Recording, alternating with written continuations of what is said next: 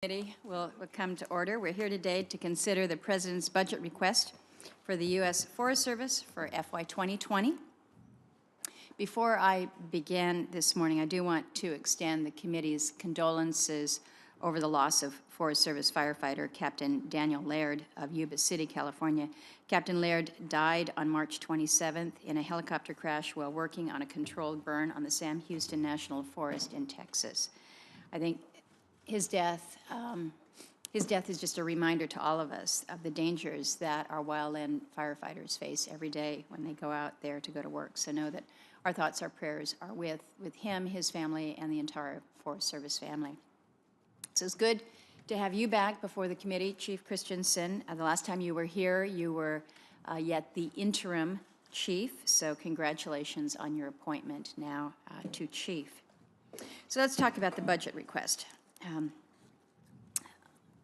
think we all recognize that most every budget that we've ever seen come before us is not perfect. This is in that category, but I am glad to see that it's taking steps to carry out a shared stewardship approach to management, working across boundaries and sharing decision-making with states and locals. This is critically important for the health and the well-being of our forests and our rural communities.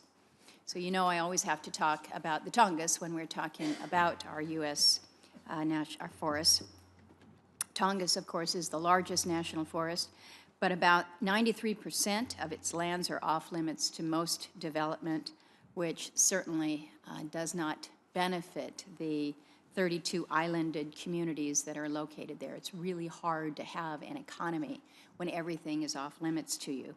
More access is needed in the Tongass into the natural resources that it contains in order to make it a working forest again. In my mind, that starts with restoring the roadless exemption on the Tongass, so I thank Secretary Perdue and his team for accepting the State of Alaska's petition and directing the Forest Service to launch the state-specific rulemaking that's now underway. So as you all continue to work through this, I do hope that you will recognize that the roadless rule is not an example of shared stewardship. I do think that we have a greater opportunity to apply that model in Southeast Alaska, but it's not through the roadless. So, turning to fire.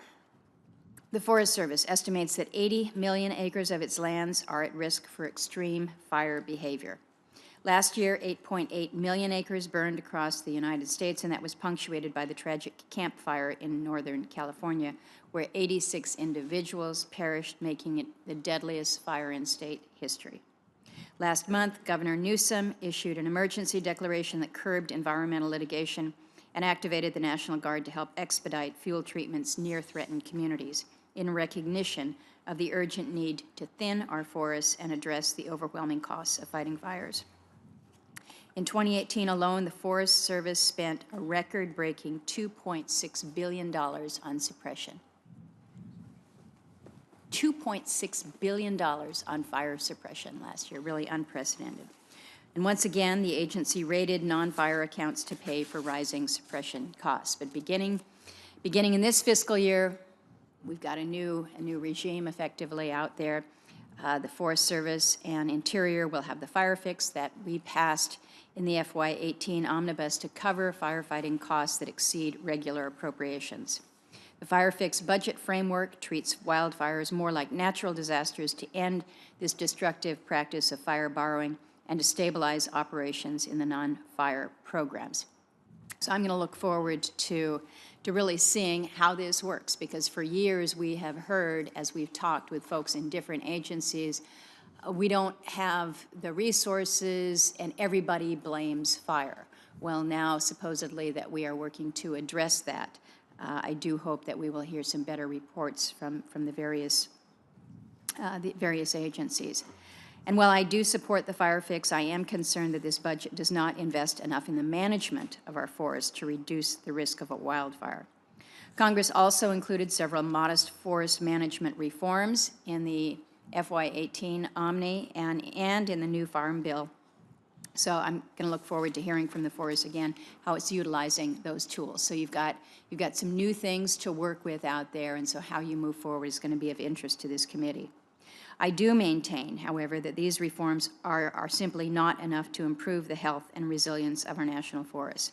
I'm still hopeful that we'll be able to work on a bipartisan basis, hopefully on a bicameral basis with the administration, on a package of meaningful management reforms in this Congress to further address this issue. Another area where we have to do more is within recreation. Recreation is clearly the greatest use of our national forests right now, but I don't see how this budget particularly reflects that. We had a full committee hearing on recreation last month. We heard a lot about the need for permitting reform. I hope some of that message got back to you and your folks. I am hopeful that we can make some meaningful progress on it. And then as I end my comments this morning, it is on a topic of great importance, and that is the workplace environment.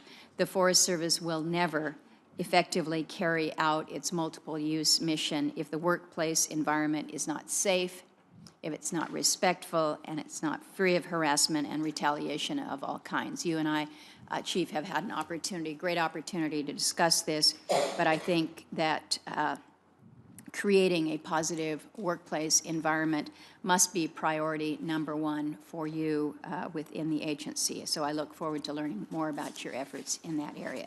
With that, I turn to my friend and colleague from West Virginia.